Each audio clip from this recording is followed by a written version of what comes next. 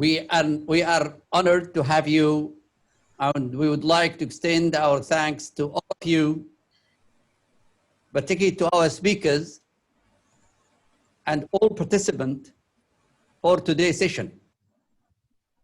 To me, this session is very essential, particularly if we are talking about the future of the Muslim Ummah. We all know that the Muslims everywhere are suffering in one way or another. However, our hope that the future will be very bright. We are very optimistic to have a better future, but only if we understand our history. If we know our strengths and weaknesses. And today, we'll be talking about and sharing knowledge about a shining personality in our Muslim history. This personality, which was brought up and was at the end of the day very fruitful. Of course, it's not only one person or a one-man show, as we call it sometimes, but it is a collective work, a teamwork, but this teamwork needs a leader. And today in this session, we'll be talking about Salahuddin al-Ayyubi. All Muslims have known about him, but many unseen strengths in his life is not known to many Muslims. We have three prominent scholars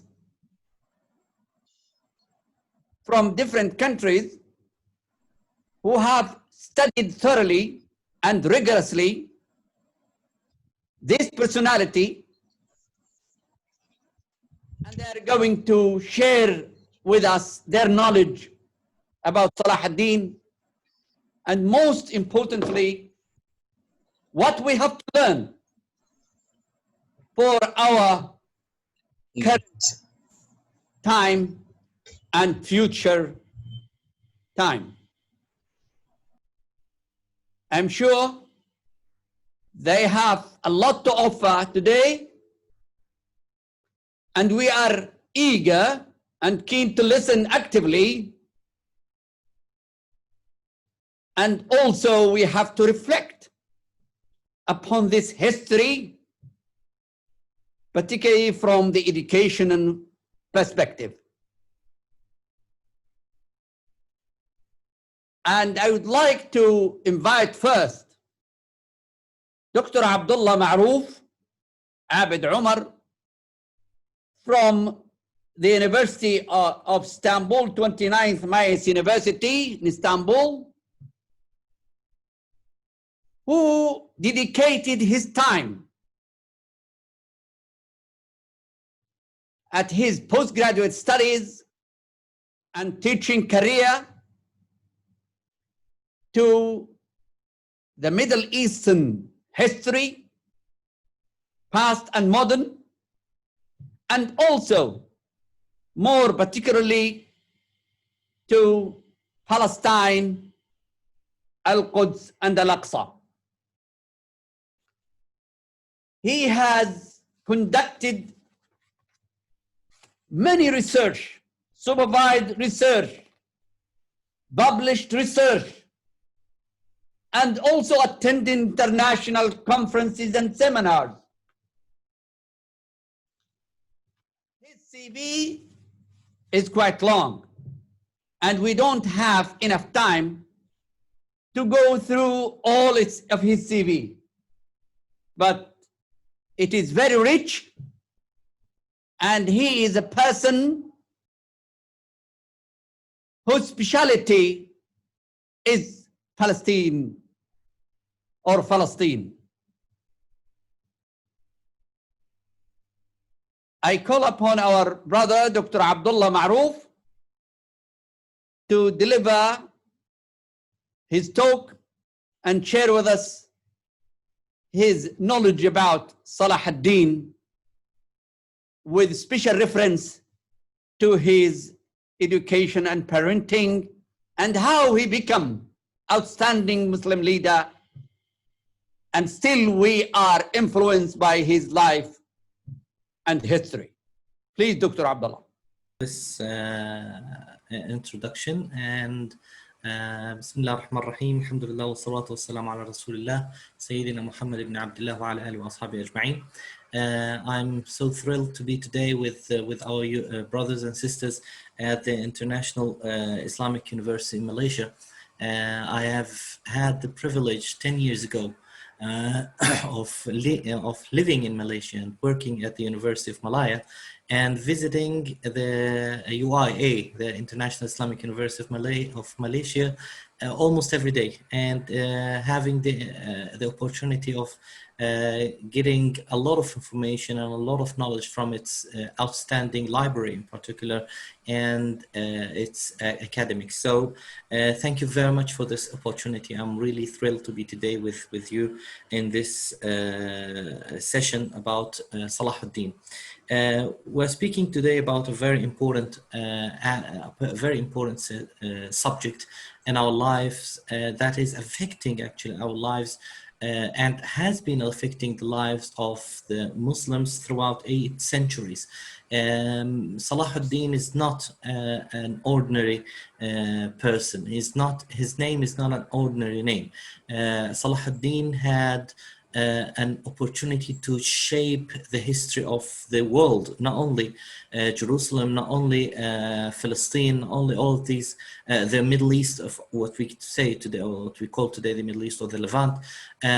He had actually the opportunity to shape the world's history and the world's new face, after the liberation of Al-Aqsa Mosque and the liberation of Al-Quds and the Holy Land in his time. As Dr. Dawood was speaking, actually, Salahuddin was a prominent leader, and he set an example that is quite hard for a lot of politicians today to follow. And this is why a lot of Muslims had his influence over their lives throughout these 8 centuries since his emerge in Cairo. And then his move to the Levant or to Damascus, and afterwards his work towards the liberation of Al-Aqsa, and at the end the end of his life after the liberation, and after working hard actually towards setting back or bringing back this holy mosque and all of this area to the Muslim nation. So a lot of people ask about these people who change the world and who change or shape the world actually, and a lot of Muslims, and actually Muslims and non-Muslims as well, try to understand what shaped this person, how life actually made this person the way this person was. So whether it was a he or a she. And in this regard, the upbringing actually of a person, of a historical figure such as Salahuddin, becomes a very vital issue in understanding the world of this man, of this character. And this is why a lot of people try to understand the influence of his father, his mother, his parents, or the community around him since the time this person was born until he was made. Why? Generally, a lot of these people, actually, the people who shape the world, are definitely not being looked at as there should be since the time they are born. And this actually applies to Salahuddin. Salahuddin was born in a very, very hard night. And it was a night when his parents were derived from their home away from Iraq, and they moved from Tikrit all the way to Mosul at that time. So it shaped that night. Actually, his father thought, according to him, actually, according to what was recorded historically by Al-Qadi Al-Fadil, from the mouth of Salahuddin's father, we know that he died in Cairo. He said that Salahuddin, when Salahuddin, or his name was Yusuf, when Yusuf was born, I felt so bad about this child, and I knew that, at that time I thought that this child was a bad omen, if I could say, because he was born in a very hard night. It was a night of winter. It was a cold night, and we were driven away at the spot from our homes all the way to Mosul. So that's why he said, I wished at that night if this boy was never born. So look at that, how a man looked at his son at that hard night. So he would have never thought of Salahuddin to become what he became actually afterwards. This is not only apply for Salahuddin, but for many people who changed the world actually. They do not look like their example since the time they were born. This is why a lot of people try to dig behind the childhood of these characters, of the childhoods of these personalities. And this is why a lot of people tried actually to find anything that can give us an understanding of Salahuddin's personality since he was born and since he was raised up. And this is why today we have a lot of misconceptions and a lot of wrong stories and myths actually that goes around Salahuddin's childhood, around Salahuddin's father and mother, and so forth and so on and so forth. On the internet, for example, you might have had a look at these two stories. For example, these two myths that speak about Salahuddin's childhood, or three actually. I've read three of them on Facebook. Narrated by Facebook, if I could say, according to the people of Hadith. One of them says that when the father of Salahuddin, Ayub ibn Shadi, wanted to get married, he sat with his soon to become wife, and he asked her, why would you like to get married? And she said, I would like to get married to a man who gives me the opportunity to give birth to the liberator of Al-Aqsa Mosque. So they got married. Actually, this story is not right, because it has never mentioned in anywhere in historical accounts, except on Facebook, and Facebook is not actually a historical account, as we know. Another story that goes around is that Salahuddin was playing with the children when he was a child. He was playing with some of his fellows. So his father came and lifted him up harshly, and he said, I did not actually give birth to you to become a child who plays. I gave birth to you to become the liberator of Al-Aqsa. And then he threw him down. So Salahuddin fell down on the ground, and he did not cry. So his father said, why didn't you cry? He said, the liberator of Al-Aqsa shall not cry. So this is actually another myth that goes around the idea of Salahuddin's childhood with his father. That's the most important thing. It goes away to build the picture of the father and the mother who actually raised the son to become the liberator of Al-Aqsa Mosque. There is another story speaks about the personality of Salahuddin's childhood, where he sees a man from the Crusaders puts a woman's head under his feet, and she cries, and he tries to help her, and then the crusade soldier hits him, and this shaped the Salahuddin. Actually, these myths and these false stories shows us from another angle. It shows us how important for a lot of people Salahuddin is, and Salahuddin's personality is. people would like to understand, how did Salah ad-Din become who he became? How he was raised, how he was actually became the Salah ad-Din that we know. How did he do that, and how did they do? And by the way, and now going back to the real historical accounts and to the reality of Salah ad-Din's childhood, we can see that his father and his uncle in particular had a very big influence on him. His father was the most influential part of his life, and his uncle was even more influential on his life. His uncle Asaduddin Shirkuh, he was the one that loved this child and who saw in him a different angle than his father. And this is something interesting. Sometimes the parents might not look at see in their son what the uncle might have seen or might see. So the uncle saw in his nephew a future. And this is why he concentrated on him.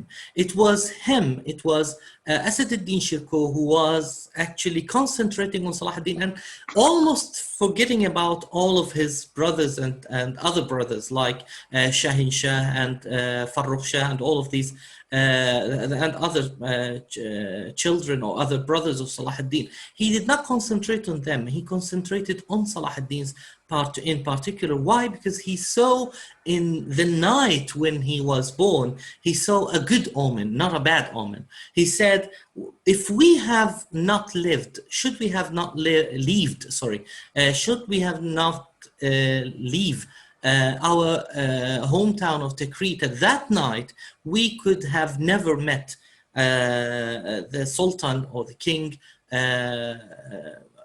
Imad ad-Din Zengi, and we would have not have worked with him. Should we have not leave our country or stayed in our country, we would have not worked with Nur ad-Din Mahmud, and Salah ad-Din would have never been to Damascus and would have never been afterwards to Cairo and would have never been Salah ad-Din. So his uncle saw in him a good omen, and this is why he was concentrating on him in raising him up and parenting him, in addition to his father definitely and his mother. We don't know a lot of things about the mother of Salah ad-Din, by the way. Some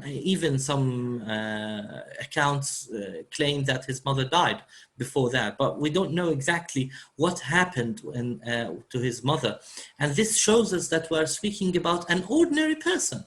At the beginning, people did not think that they were just speaking to the liberator of Al-Aqsa Mosque or dealing with the liberator of Al-Aqsa Mosque. And this is actually the norm in the world and in history. We do not know the history or the future of a person until this person becomes the person that change or influence the historical events of the world. So first of all, we need, here in this part, we need to concentrate on the role of his father and his uncle on this issue. They raised him up actually as a military person, as a military soldier. And his uncle was the one who taught him how to fight. His father taught him actually how to think and how to deal with the problems, because the father was a diplomatic, not only a military leader. Salah ad-Din saw his father rule in Baalbek in Lebanon of today. He saw his father rule there, and he saw how his father dealt with the historical issues and with the political issues and with the problems around him, especially with Damascus at that time, with the leader of Damascus, Mu'in ad-Din Anar. So Salah ad-Din started from the beginning observing how a leader should deal, how a leader should become a wise man as well, and shall have the wisdom. So he had the wisdom of his father and the encouragement of his uncle. We know that Salah ad-Din was very soft at his childhood. And here I think personally comes the soft, I mean in dealing with, he was elegant in dealing with people. He was so a little bit different than his uncle's harsh way of life, and his father's totally diplomatic personality. His Salahuddin had, to some extent, a very soft and nice personality. And I think personally, and here I'm speaking personally, I think that this was the role of his mother. This was the role of his mother. Why? Because he was the youngest of his brothers. He was the youngest one, and his mother gave birth of him in a very, as I mentioned, very harsh night and a very hard situation. So, in this regards, when a woman finds that her husband looks at her son, as being a bad omen at the beginning, at least, and did not even look at his face in order not to feel sorry for him if he dies, because he thought that this child would definitely not live because the situation was very hard, and the long way was very hard as well. So the traveling at that night was very hard. So he thought that Yusuf or Salahuddin might die afterwards. So his mother must have thought. And here I'm not dealing actually with any of the historical sources. I think that if from just a look at Salahuddin's personality, and if we try to analyze this personality, we have this element that has no clear roots in the historical accounts, which is the kindness and the softness at the beginning. He was soft, and usually the youngest child is the softest one, usually in many families. I think at least. So I believe that since this aspect in particular is not clear in Salahuddin's personality, or the root of this aspect of his life is not clear in his life, then I think that it must have been influenced by his mother's kindness and his mother's softness when dealing with him, because he was the youngest and the most sophisticated and the softest one of his brothers. So his mother's influence can be seen in his personality afterwards. So you can see now how a combination of softness with wisdom and harshness as well in dealing with wars and fighting that was taught to him by his uncle becomes actually a very interesting mix that makes the character that gave us Salahuddin.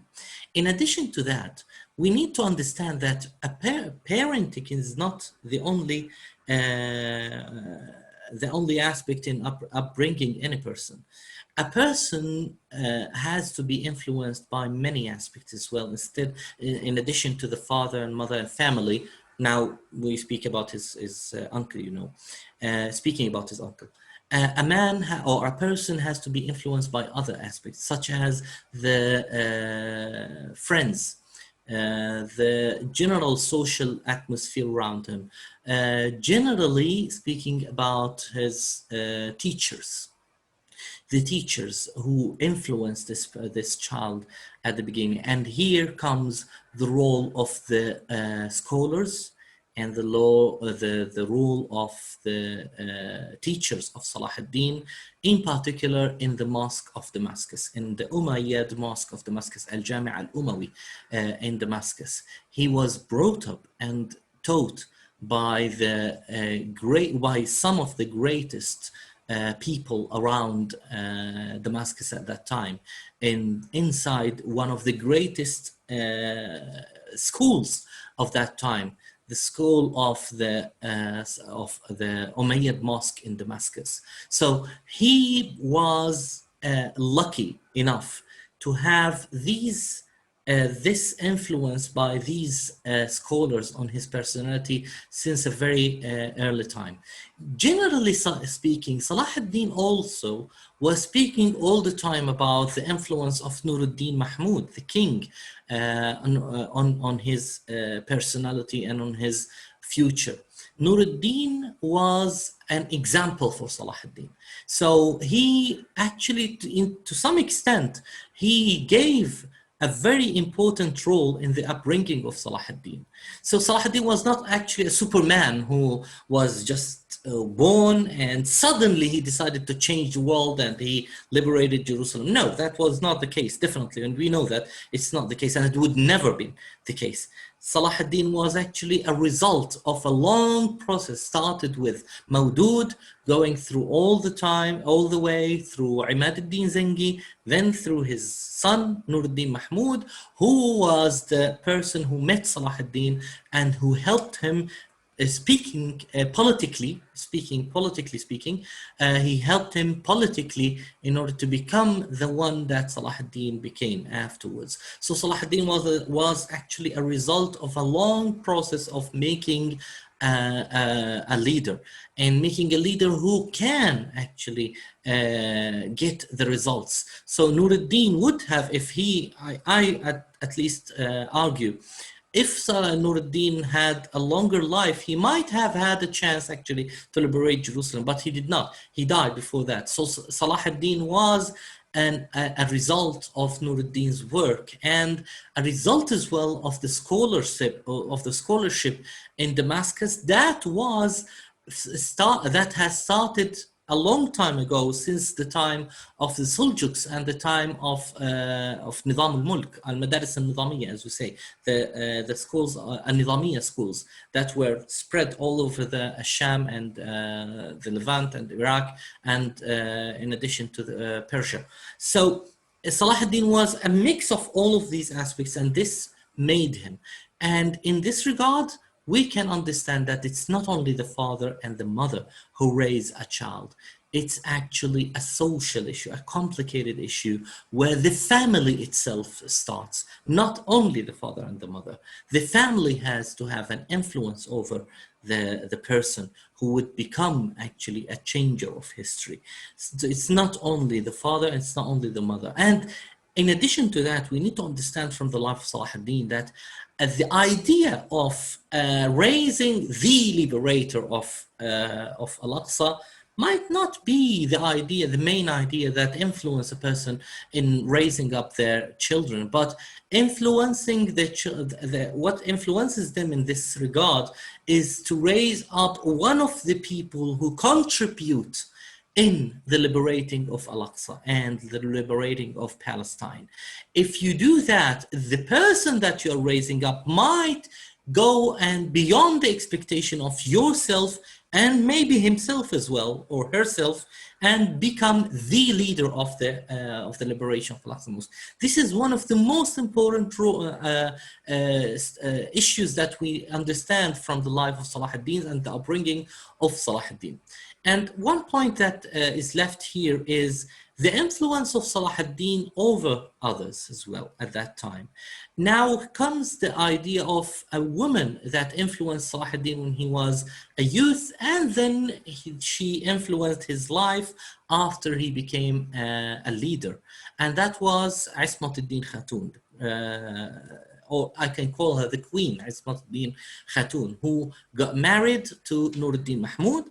And she knew Salahuddin when he was young, when he was very young, and Salahuddin accompanied her by an order from her husband, Nuruddin Mahmud, in her journey from Damascus to Aleppo, and then he guarded her, and she knew him.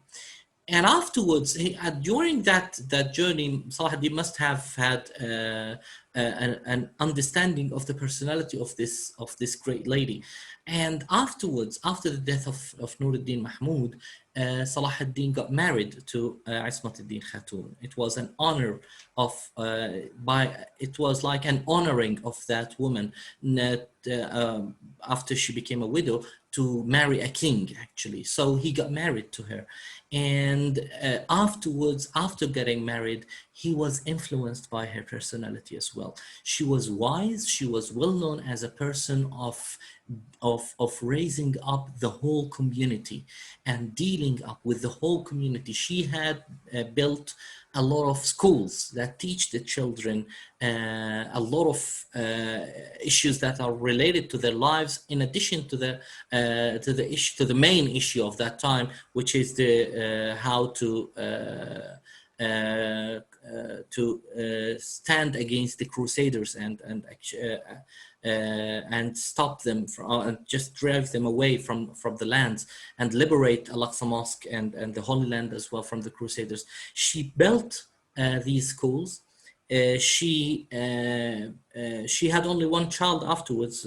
He died when he was a child, but she influenced a lot of orphans as well by giving them shelter in her schools as well, and her ribat that she built in Damascus and in Cairo as well. Most particularly in Damascus, but some of them were in Cairo, but she just paid money for that. So she influenced Salah ad-Din, and then Salah ad-Din influenced her.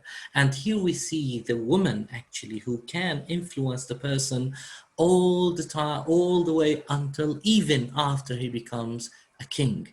So Salah ad-Din was influenced even in his life and continued uprooted all the time, all the way until the moment he was able to enter Al-Aqsa Mosque on the 27th of Rajab in the year 583 or 1187. So he was able to observe all of the aspects of his personality throughout his life. In his childhood, the family came first. His father, his mother, and his uncle. Not only the father and mother. The father and mother and his uncle. In his youth times, he grasped the ideas from Nuruddin Mahmud and from the scholars of the Umayyad Mosque in Damascus. When he became a king, he continued to grasp, even before just giving. Now started giving to the community and giving to the society after his ascension to the throne. He continued actually to be influenced by the great lady, Ismat ad-Din Khatun, and this actually made him able to change the world at that time. And here comes an issue that I need to highlight very quickly, that the influence of scholarship over Salah ad-Din's personality and over Salah ad-Din's work. Now, we know that Salah ad-Din became a friend afterwards when he was in Cairo. He became a friend to Al-Qadi al-Fadil, Abdul Rahim al-Baysani, who wrote a book actually about Salah ad-Din. He was one of his closest friends and actually workers. He worked with him throughout his journey, and he wrote a book about Salah ad-Din, Al-Mahasin al-Yusufiyya, Allahumma salli ala Muhammad, and he influenced Salah ad-Din to the extent that Salah ad-Din said once, لا تظنوا, I'm going to translate it afterwards, لا تظنوا أني فتحت البلاد بسيوفكم وبأسيافكم إنما فتحتها بقلم القاضي الفاضل. Do not think that I took over the places or the countries or the areas by your swords only. I conquered them and I took them over by the pen of Al-Qadi al-Fadil. And this is a very crucial and vital issue for our fellow students, our beloved students at the universities and the world, not only in the UIA, but in the world. And whoever is sitting now on the desks of studying, it is your role actually to understand that knowledge is the way to understand, to become a person who changes the world. Knowledge makes the difference. Al-Qadi al-Fadil was not Salah ad-Din, but he influenced Salah ad-Din to the extent that Salah ad-Din said, I took over lands by his pen. So make sure to study and make sure to become actually, if you do not become like Salah ad-Din, you might become like Al-Qadi al-Fadil. So Salah ad-Din is actually not only a character or a person, Salah ad-Din became a movement of the whole community at that time, a movement of all the nation of that time, and this influences us until today. And every one of us is trying to get the example of Salah ad-Din in his life or her life. The example of Salah ad-Din's kindness that he learned, in my opinion, from his mother. The example of the wisdom of Salah ad-Din, that he was influenced and took it over from his father, and the influence of the encouragement and the strength of Salah ad-Din that has been taken from his uncle, in addition to the knowledge of Salah ad-Din and the wisdom of Salah ad-Din that he took as well from the scholars of Damascus and from his friend Al-Qadi al-Fadil, the knowledge, the scholar, the knowledgeable scholar at that time, in addition to the influence of the greatness from his wife Asmat ad-Din Khatun. All of these combined actually together made Salah ad-Din. And all of these issues can make a difference in your life if you would like to become a person who changes the world like Salah ad-Din did. The most important thing you need to do is to decide to change the world, and afterwards you need to try to change the world. In this way, you can change the world, and we can understand how Salah ad-Din became Salah ad-Din and how we can become Salah ad-Din, or even more than Salah ad-Din, and achieve what Salah ad-Din achieved. Thank you very much for this opportunity again. I extend my thanks to the International Islamic University of Malaysia and to Dr. Dawood Al-Hidabi for his moderation of this session, and I'm so happy and glad as well to be today with you, and thank you very much for your time. Thank you. Assalamu alaikum. Professor Dawood, it's mute.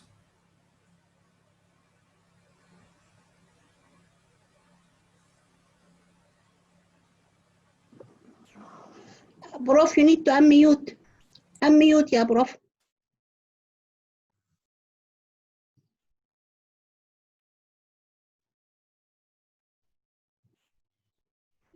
Thanks, Dr. Abdullah, for your enlightening all the participants with the life of Salahuddin and how he was raised, brought up, and become a leader.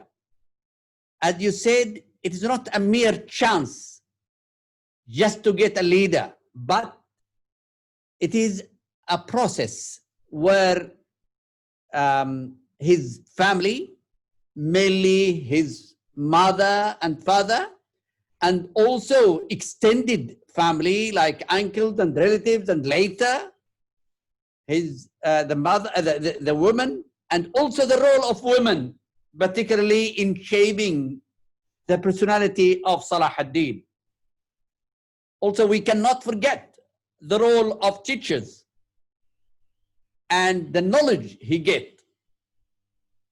So education, particularly at the early childhood education and also later adult education, all has something to do with the leadership and the qualities of Salah ad-Din.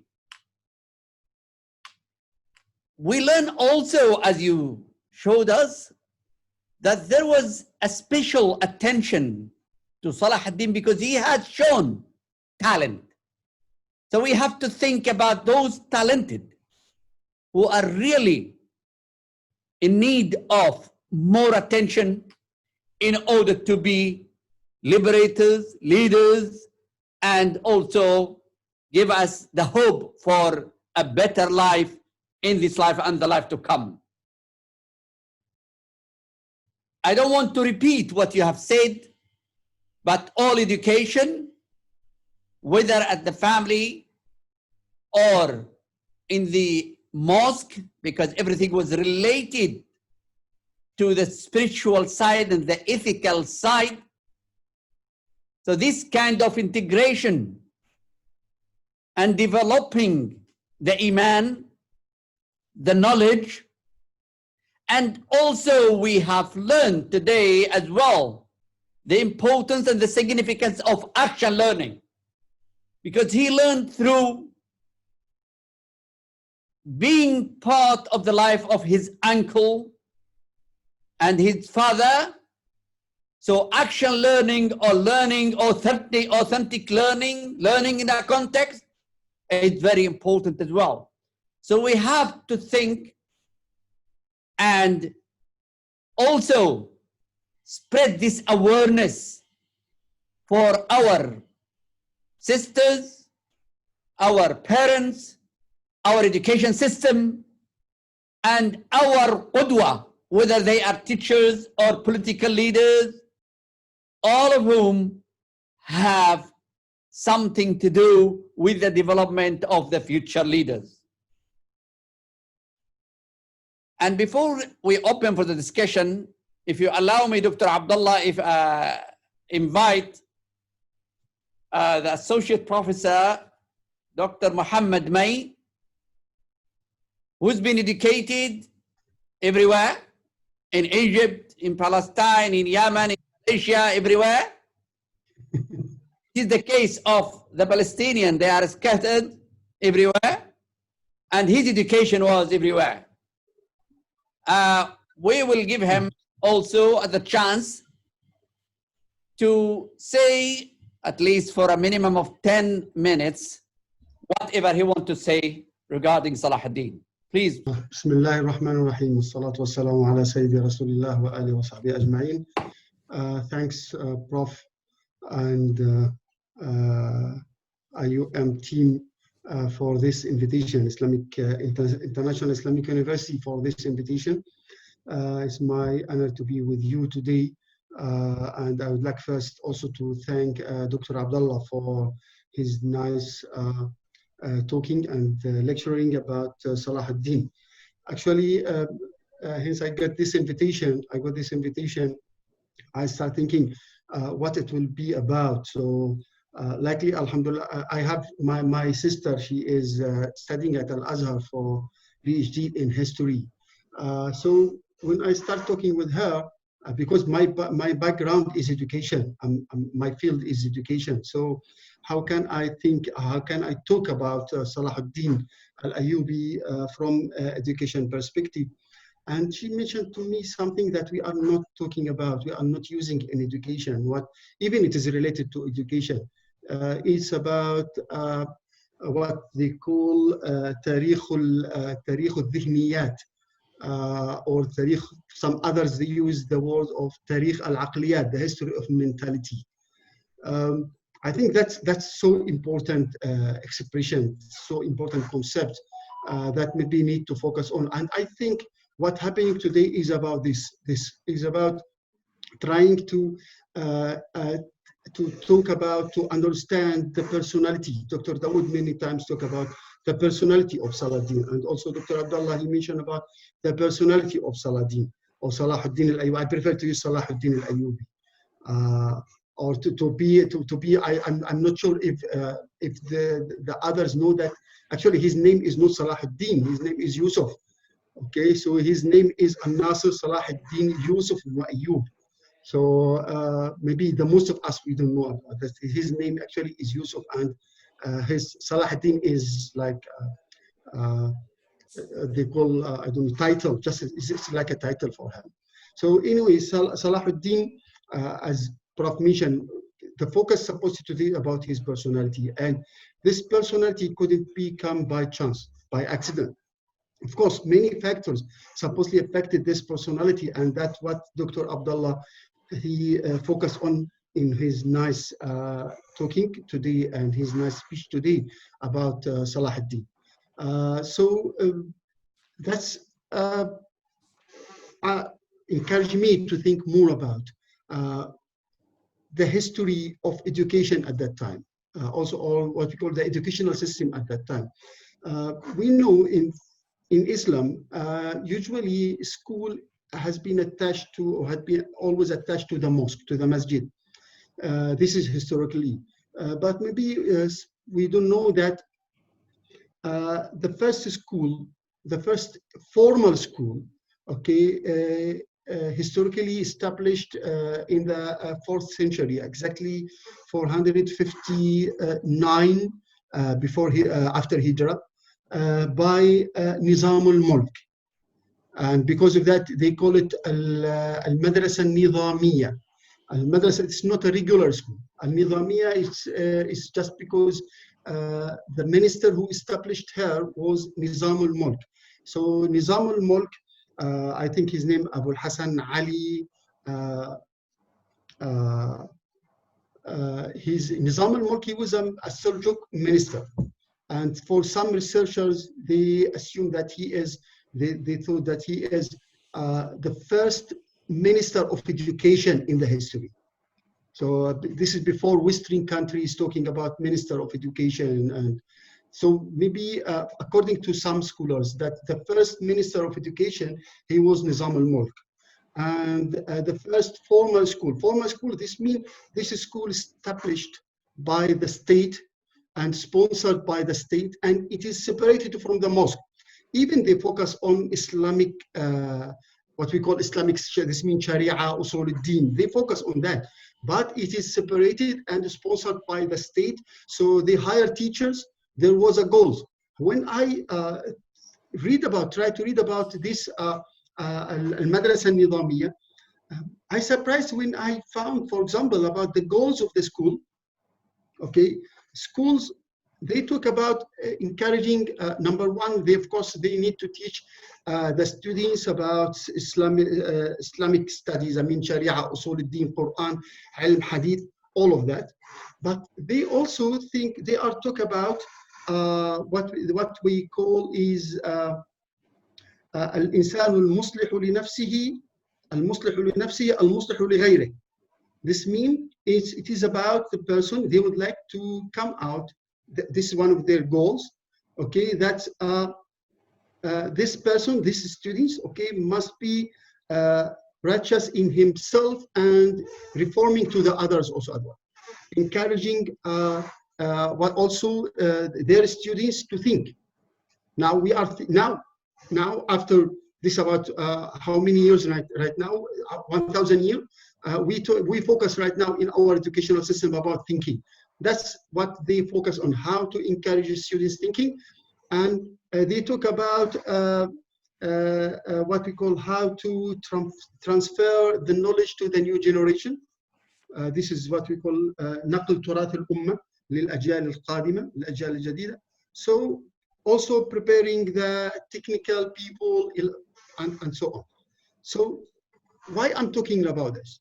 Because all those schools, okay, the outcome of those schools, this has changed the society itself. Because from those schools, the alumni of this school, there was some scholars, very famous scholars at that time. And those scholars, okay, they start to educate the ummah about the jihad, and they start to educate the ummah about how to face what we call the Salibi, who came to occupied our countries at that time. And so those scholars later on, okay, will be some of them sheikh for Salahuddin. So this is show the importance of the education system, the importance of the school. Okay, as Dr. Abdullah and Dr. Dawood mentioned about the importance of the model. So yes, his father was a model. His uncle was a model, good model for him. Especially when we are talking about his father also. As I read that his father was, when Salahuddin was a child, he was telling him histories of heroes of the Ummah, the heroes of the Ummah. Okay, so instead of just right now, if you ask any one of our kids right now, our children right now, to talk about, for example, Salahuddin, about Umar ibn al-Khattab radiallahu anhu, about Khalid ibn al-Walid. I don't know if they will be capable to know about them or talk about them. Why? Because the models, the stories that we are telling to them, okay, is about Westerns. Okay, it's not about the Ummah. So because of that, sometimes even when I ask some of the children about our history as a Palestinian, okay, because they grow up in another countries, they don't know. Some of them, they don't know. So this is show the importance. Right now, of course, it's not easy just to, I know the political situation in many countries, which is difficult to, you know what's happening right now. So it's difficult to ask them to talk about the heroes of Islam. But this is, I think we can do it. We personally, we can do it. Now, I think all of us, we are using Facebook. If every one of us, every day, just highlight about one of those heroes to his friend, to the others, so all will share what we are doing. And personally, I start to do this. If I get any knowledge, any information about something that, as a Muslim, our Ummah did previously. So, for example, this piece of information about the first formal school in the history, it was Islamic school. The first minister of education, he was a Muslim. Okay, one of the Muslim states established that. So we need to focus on this. We need to share to each other. If you share, if I share, so how many one of our friends will know about that? Okay, that's because right now, actually, I think that if we wait for the governments to do, I think nothing will happen. So we need to come out with initiative that to do something, to share with each other, okay, what we have. So, for example, such important information shared today by Dr. Abdullah. So why we are not memorizing that and sharing a poster in the Facebook, in Instagram, so many people can know. Please don't wait. Don't rely on governments or the Ministry of Education right now. To be honest, I think all of us knows the situation is so bad right now. Okay, so I'm not talking about politics here right now, because but don't wait. We have to do something. This is very simple. This is just to show, okay, to teach our children to be proud of our history. Some of the new generation are very ashamed. They think that we have to be ashamed of from our history as a Muslim. That's not right. We have to be very, very proud. We are always, if you think about the history, we have to be proud. And this is one of the ways to change the future of this ummah. And this is what the father of Salahuddin did when he was telling him about the heroes. This instilled inside him, okay, all those stories that make him a hero.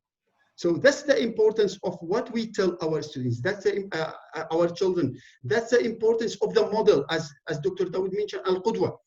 Okay, and as we know, we are educationalists, and we know that the most of our learning, okay, we learn by al-Qudwa, by the model. I don't like to talk about Pandora and his theory of social learning. Let us talk about Rasulullah sallallahu alaihi wasallam as a qudwa, okay, for us. And I think all the heroes in our ummah, okay, there was behind them stories that make them heroes. So that's the importance of educational system. Schools are so important. Teachers are so important. Sheikh is so important. Media is so important. Stories what we are telling to our children is important. So, for example, I don't know, as I know, for example, when Salahuddin reached 10 years old, his father sent him to the madrasa in Damascus, in Syria, to study about Arabic language and to study about Quran, to memorize, to check up Quran. This is when he was 10 years old. Even at the beginning, he started teaching him skills, give him skills and stories. This is, as I know about the history of Salahuddin, when he was a child, his father started teaching him how to give him skills. And this is about when they are say, they said, I don't know, it's hadith or from Ali ibn Abi Talib radiallahu anhu arda, علموا أولادكم السباحة والرماية وركوب الخيل. Teach your children, you need to teach them swimming, how to riding horses, and so on. So skills for children is important. Now our children, their skills is in front of PlayStation. This is what's happening right now. Our children spend most of the time in front of a PlayStation. Okay, so what they know about our heroes, historical heroes. Okay, so when we go back to Salahuddin, his father gave him the skills when he was a child. When he reached 10 years old, then he sent him to the school. Language, Arabic language is so important. Language is this is improve our thinking. Language is so important to improve thinking. If we have broken language, this means we have broken thinking. So when he reached 10 years old, then after that, the other model, as Dr. Abdullah mentioned, his uncle was very important, and his friend also later on. All those models in his life, okay, of course, all of them by the end made Salahuddin the hero that we know. And just finally, also back to the schools, also the Ayyubi, when they established the Ayyubi state in Egypt and Syria, also they gave a huge what we call interest in establishing a school. And every one of them has established many schools. Salahuddin al-Ayyubi, for example, he came with Al-Salihiyya, Al-Madrasa Al-Salihiyya in Egypt. And I think if we go also to the history, okay, Al-Makhrizi, for example, when he talked about the number of schools, he said that you couldn't, if you visited Cairo at that time, there was a huge number of schools at Egypt. This is show, or just at Cairo, this show the importance that they give to school. So we couldn't, any person, any child, okay, he needs a school, he needs his family, he needs friends also as well, community as well, sheikh as well in the masjid. Okay, all of us together, they created, or they what we call give us the hero Salahuddin. This is that's just my what we call notice, okay, our comments about what Abdullah think, and thanks again for this kind invitation, Prof. Dawood, and also here Prof. Amir also as well from International Office. I would like to thank him, brother Prof. Amir. Thank you very much, Prof. and all. Jazakumullahu khairan, Prof, for your key points and issues you raised. In fact, you've talked about the role of the masjid, because Muslims' education focused on developing the heart. When we talk about the heart, we are talking about not only emotion, but also iman first, and intellectual, developing intellectual skills as well.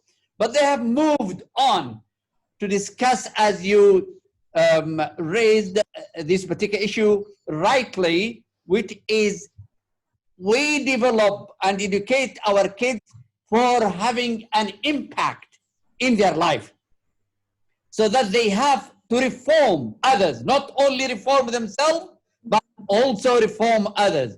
So we are talking about education which transforms the person and the society. We are looking for transformational education. That's what we have to focus on, as Prof. Muhammad has stated. Also, this is one of the elements we have to cultivate in our children, is to be proud of their history, and to be ambitious, and to be optimistic, and also to focus on life skills. not only on the academic side per se, but also to develop a holistic Islamic personality and identity. I think he talked about too many things. Maybe we have to leave the floor to Dr. Wael. Dr. Wael Ismail has a wide range of interests: Islamic education, e-learning. He has studied in Jordan, in Malaysia. He worked in Malaysia and in different places. He managed, he supervised.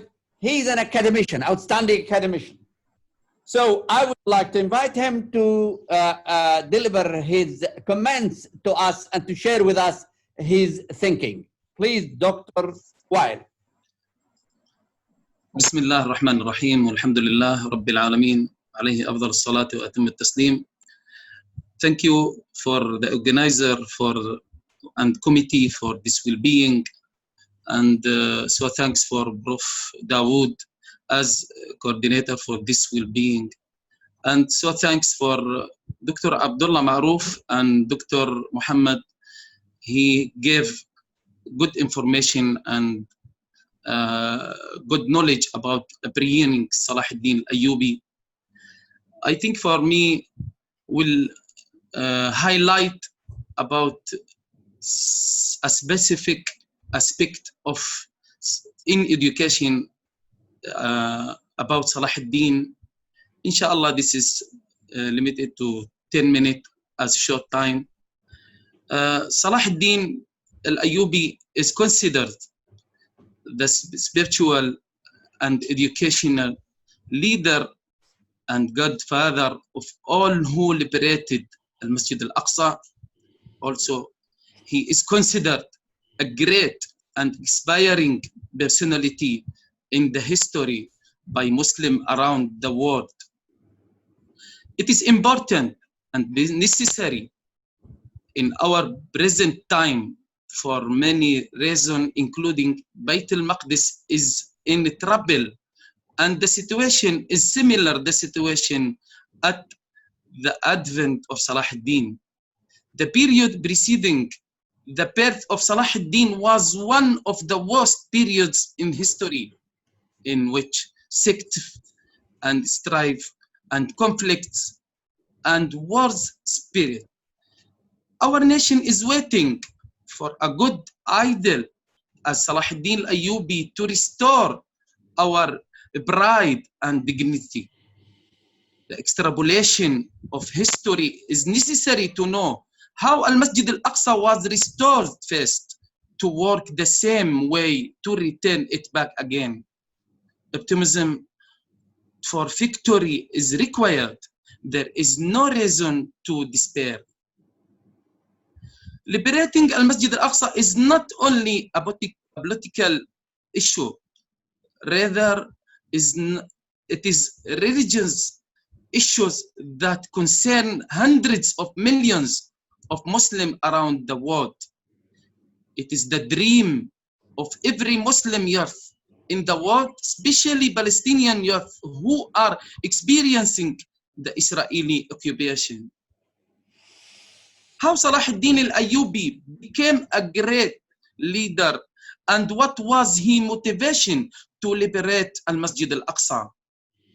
Salahuddin al-Ayyubi did not become a leader by any sudden reason. Rather, he was brought up as a leader by his parents. Although there are many factors made him a great leader, the aspect socialization and parents' optimism are crucial.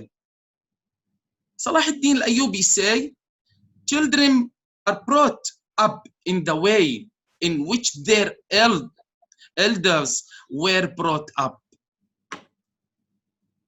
As socialization theory explains, that the human behavior and leadership skill would shape based on environment.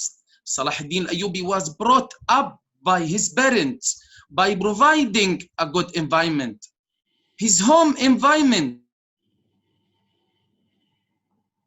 was religious, adheres to the Quran and Sunnah.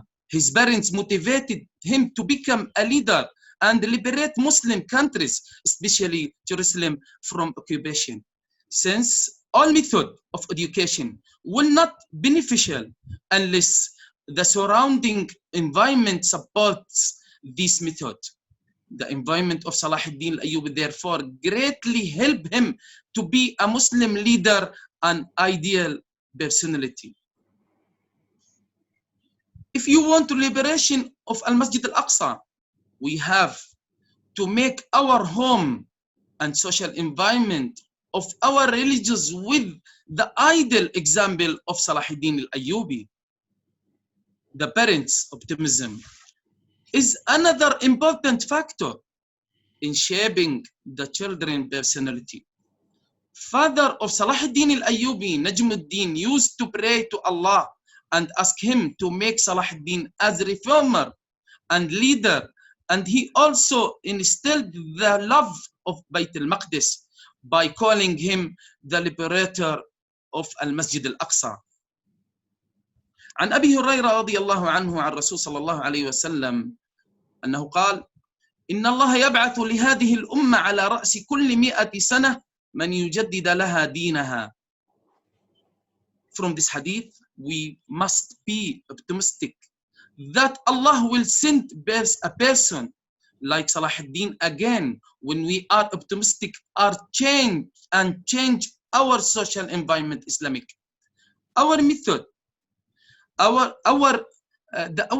mothers have to go back to history again and read the history of the mothers who struggled and gave birth to the leaders like Salahuddin Ayyubi. For example, Ismatuddin, Sayyida Ismatuddin, the wife of Nuruddin Zingi and the sister of Salahuddin, followed the same path of Salahuddin reformed education, as is the case of Rabia Khatun and Adra bintu Shahin Shah and other women of the Nuri state who took the path of Salahuddin and helped to reform jihad and education. There were many other followed the footsteps of these heroes and changed education and social system.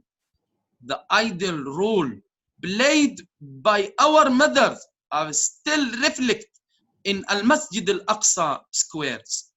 I'm sure the mother who are around Al-Aqsa and think of Aqsa will give birth of many Salahuddin again and remain thorn in throat of those who failed to defend Al-Masjid Al-Aqsa.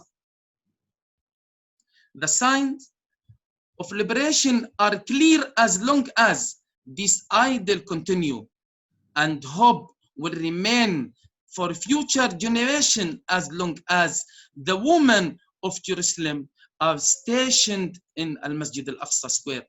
صدق رسول الله صلى الله عليه وسلم يقول حين قال: لا تزال طائفة من أمتي على الدين ظاهرين لعدوهم قاهرين لا يضرهم من خالفهم إلا ما أصابهم من لأواء حتى يأتيهم أمر الله وهم كذلك. قالوا يا رسول الله وأين هم؟ قال: بيت المقدس وأكناف بيت المقدس. Thank you for Dr. Dawood and all committee for give me this committee in this well-being, and I think Dr. Muhammad and Dr. Abdullah have enough information about Salahuddin Ayyubi, but me only this one short comment about this topic. Jazakumullahu khair, barakallahu fikum. Jazakallah khair, Dr. Wael. Again, you have raised different issues. One of them, I think, to me, that leaders in our history should inspire our educators, parents, mothers, and fathers in order to adopt such kind of characters and strategies of bringing up our children. Also, you have raised another important issue, that the life of Salahuddin was very challenging. And once life is challenging, environment is challenging, then you get a creative leader. So I think our task in education should be challenging, so that we can help our leaders to be, or children to be, potential creative leaders. Also, you talk about the importance of family environment should be conducive to the building of characters and Muslim leaders' personalities. Again, all of us, we came to know that our speakers addressed this issue from different angles, but all of them, they have emphasized that the ambition and the goals for liberating Al-Aqsa and Al-Quds was engraved in the heart and the mind of Salahuddin from early childhood. His father, his mother were talking about the liberation of Al-Aqsa. So we should not do away with cultivating this kind of ambition in order to help them to be aware of the importance of transformation of the Muslim Ummah. Our Muslim Ummah needs transformation. And the only way is to build and raise up children who have such kind of ambition. And childhood is the beginning of cultivating such kind of potential future leaders. Thank you all, brothers, the speakers, and I would like to invite our participants to either comment or raise question to the speakers. So please, if you have even questions, you can also write them down in the chat. And the first one, I think I would ask the brothers to read what it was written. All the speakers try to read the chat. One of them is Prof. Farida, said the West has recreated the story of Salahuddin and demolished him. So I would like any comment from any one of you. If Dr.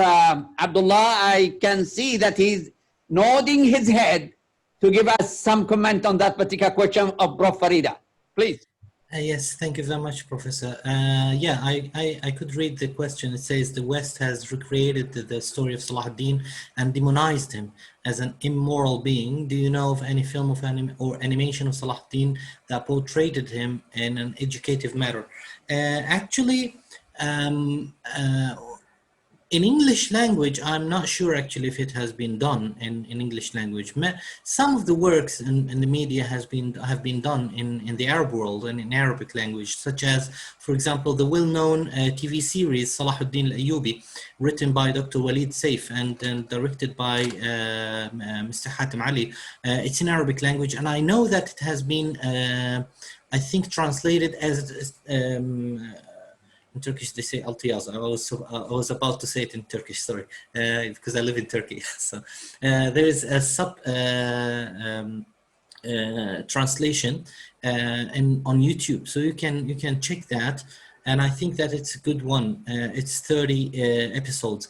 In addition to that, I know that there was a cartoon. A cartoon for the children. It was like a simple cartoon called Salahuddin Ayyubi. It's like 60, 80, and 90 minutes, 80 minutes actually. about Salahuddin. It has been done by some Egyptian and Turkish and Syrian team, and it was called Salahuddin al-Ayyubi. So it was in Arabic, and I'm sure that it has not been dubbed or translated into English language, unfortunately. Definitely, Dr. Muhammad spoke about learning Arabic, and I think that is quite important. In addition to that, it's quite important as well to translate some of the Arabic works into English language. I think it's very important as well for other people. So there are some works in the Arab world. Unfortunately, in the English-speaking world, until now, it has not been done. However, there was a work that was done in Malaysia. It was done in 3 languages. It was done in Arabic, in English, and in Malaysian. And it was shown, it was called a cartoon called Salahuddin. It's actually not the story of Salahuddin. Otherwise, it's a story about a hero, a child called Salahuddin, and he lives in during the Crusades. And the character of this person has been taken in particular from the character of Salahuddin. So it is educationally, it's a very important cartoon. I know that because my children used to watch it when it was in its Arabic version and in English version as well. It was shown by Jim, the channel Jim, that is part of Al Jazeera network. And I know that it has been done in Malaysian as well, in Malay, sorry, Malaysian. So in Malay, Bahasa Malaysia. So you may be able to actually to check that. I'm not sure if it is available not online or not, but at least a DVD might be available or must be available actually for this cartoon. So it was done, and the most important part of it is that it takes the character of Salahuddin and just applies it to the character of this Salahuddin character, who is not necessarily Salahuddin that we know, Yusuf ibn Ayyub. So it's not a historical one. It's more of adventures cartoon. So I would recommend that for the children as well, for our children, whether it was in Malaysia or in English-speaking countries or in Arabic-speaking countries as well. Thank you very much, Professor. Thank you. Thank you. If there is any comment from the other speakers, welcome. If not, then we have to read also the proposal of Dr. Abdul Rahim that the Malaysian academic staff might, form a platform where to support Palestine and Al-Aqsa. Any comment from the speakers? Feel free to say whatever you want. Just thank you. Just I would Yes, like to yes, mention yes. Yeah, yes, Prof. Yes.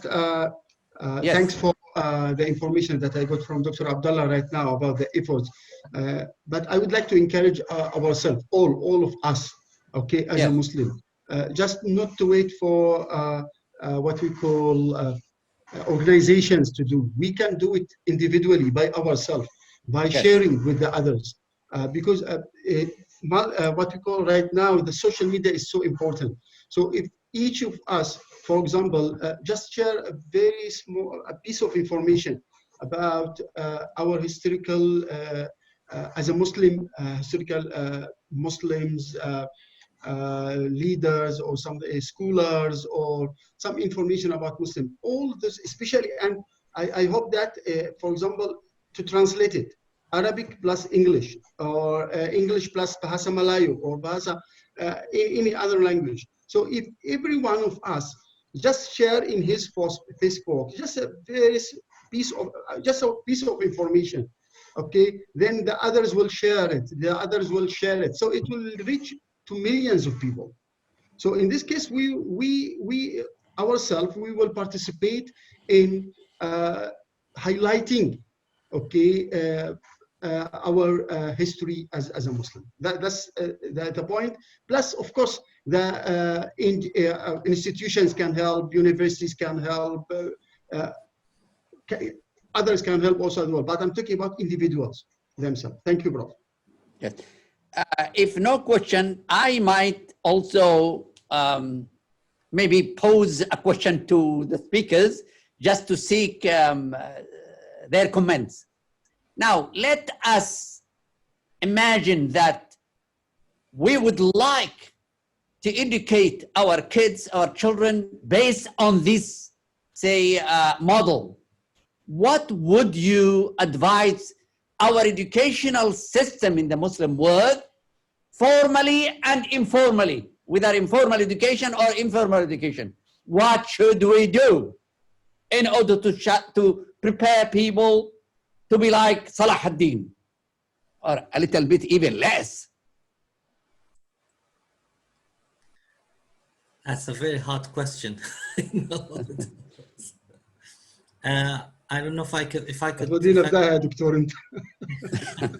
say something on this. Because we want to act on it, not to talk about it. Yes, that's right. If I could say something about this after, if you allow me, I think that it's our role as academics as well to, in particular, to take this issue and to apply it into action. We need to apply this issue first in our universities, and because we are in our universities preparing actually the teachers of the world of the future, and the producers and the cameramen and the directors and writers of the next generation. So I think that it's our role in our universities to take this issue into application and to apply it into, in particular, the schools of education, faculties of education, the universities, such as the university, whether it was in Malaysia or other places as well. I think that it's our role to take this into the curriculums as well in the schools. By taking the curriculum about Salah and mentioning Salahuddin many times in the curriculum in the schools, I think that the children, our children, will have the character of this man, and in addition to the other heroes that lived in that in his life, such as Nuruddin Mahmud, such as Ahmad Din Zenki, such as Maudud, and other characters as well of that time. I think that it will be a very important, it will play a very important role in raising up the children's understanding of these characters and their, if I could say, and their love to adapt these characters in their lives. So I think it's our role to change the curriculums. I don't want to say change, it's not maybe the right word, but I think that it would be to adapt these heroes in our curriculums, whether it was in the universities or in the schools. I think that will be the role of the academics as well. Thank you. Any comment on that as well? Dr. Prof. Muhammad. Yeah. Actually, this is the first time that I will have a different opinion from Dr. Abdullah. Please, brother, just forgive me. Okay. You know, because usually my field is curriculum.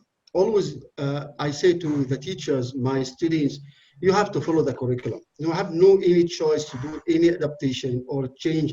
As a teachers, once you agree to get your salary from the ministry, you have to follow the curriculum. No teacher has his own opinion about the curriculum. But what we can do, from what you said right now, in some part, another part, I agree. When we are, as a teacher, for example, okay, when I would like to give an example to my students, a model to my students, even if it is not in the curriculum itself, okay, I have to give those heroes as a model to our students. Nobody can blame me as a teacher. So for example, I'm a science teacher. I'm a chemistry teacher. When I would like, I'm a chemist teaching students chemistry, for example. So during my teaching, of course, maybe someone can tell me, oh, what's the relation between chemistry and Salahuddin al-Ayyubi? No, there is a relation. Salahuddin was a chemist himself. He was interested about about chemistry. So when I'm teaching my students chemistry, even I'm talking about chemistry, I can tell them, by the way, that, okay, do you know that Salahuddin, he was a chemist? Do you know about Salahuddin? He is the person, he is do blah, blah, blah. He was one of our heroes. in this case, I didn't do any change to the curriculum because believe me, Dr. Abdullah, nobody can change, nobody can touch right now. All of us know the situation. If anyone, no need to talk about any I'm talking, let us talk about the education. Peter. عايزين نقضيها على خير. Maybe in Turkey it's a little bit different. عايزين Okay. ناكل عيش و Yeah. Anyway, So- Dr. Weil, do you want to say something? Unmute, unmute. I think Dr. Dawood, Prof. Dawood, about the curriculum, formal curriculum, I think difficult to give any information about Salah to go outside this curriculum. But this is, I think you have a method to focus the student or ask the student to informal by social media, maybe using the cartoon or animation, or to ask the student to put sometimes the link about the cartoon or something to know about Salahuddin Ayyubi by social media, not only by curriculum or book or something like so. I give example now like Artagal personality now very famous for the kids. Everyone talk about Artagal. I think if now the institute, Palestinian Institute, focus for someone like Artagal film is very good to learn the student and educate the student and the kids how Salahuddin become a Muslim leader and a good Muslim leader. Okay, this is only. Okay, I think I agree with you that there might be strategies, different strategies to be adopted. One could be formal, as Prof. Muhammad may stated that we can integrate our different subjects, school subjects, and also courses at the university, whereby we can try to disseminate such kind of things. But also, the most important thing that we have to focus also NGOs. We have to establish NGOs which focus on this.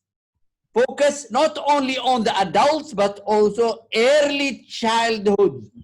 We have to develop materials for parents. We have to develop tools to try to discover who are the potential leaders, and then the different material to help parents to cultivate such kind of characters and competencies.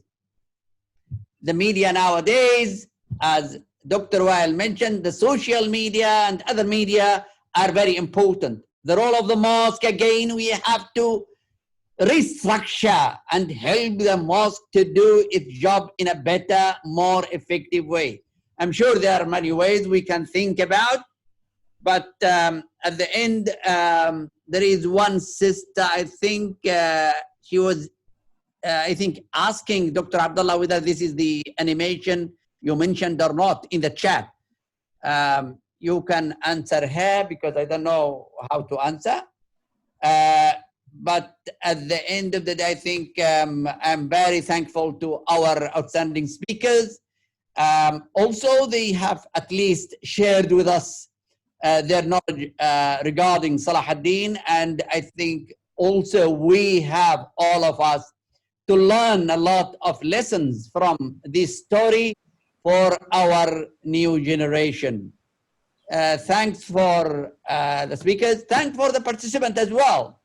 May Allah bless you all and help us to contribute into the transformation of the Muslim Ummah. Jazakum Allahu khairan. Assalamu alaikum wa rahmatullahi wa barakatuh. Finally, before I end, if there is any final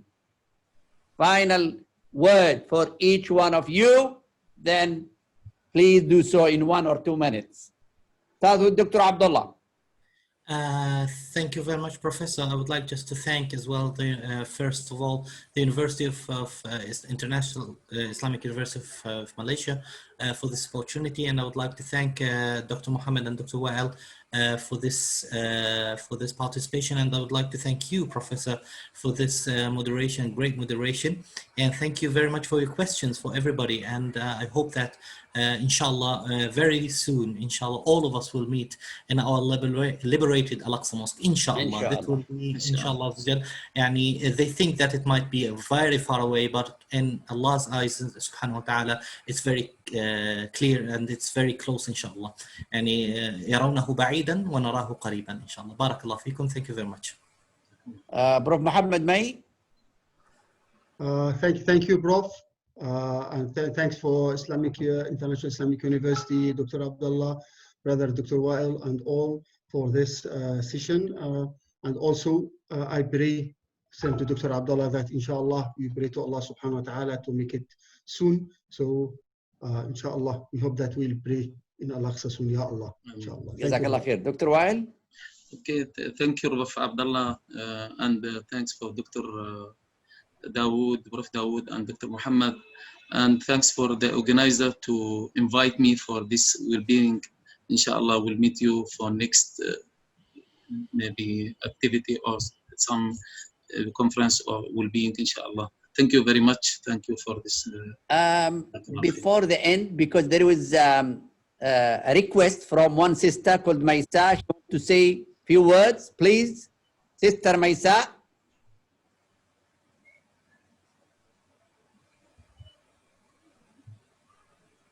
Hello? She said, I would like to talk about the Orientalist talking about Salahuddin al-Ayyubi. She wants to add a comment. Maybe I think she liked to the speaker to talk about Mustashfaq. Not okay. she want to. No, she would like to do. By the way, she's my sister. She's a specialist in history. Her PhD in history. But I think she want to say something with the connection. Does she want to say something? Yeah, she would like to say. Yeah, she would like to make some comments, but I don't know. Maybe she's. Maybe the internet. Some issue. Maybe the internet is not good. Yeah, maybe that. Okay, سبحانك اللهم وبحمدك نشهد أن لا إله إلا أنت نستغفرك ونتوب إليك. بسم الله الرحمن الرحيم والعصر إن الإنسان إلا الذين آمنوا وعملوا الصالحات وتواصوا بالحق وتواصوا بالصبر. Thank you all. Wassalamu alaikum wa rahmatullahi wa barakatuh. Thank you very much. Assalam. Hello. Yes.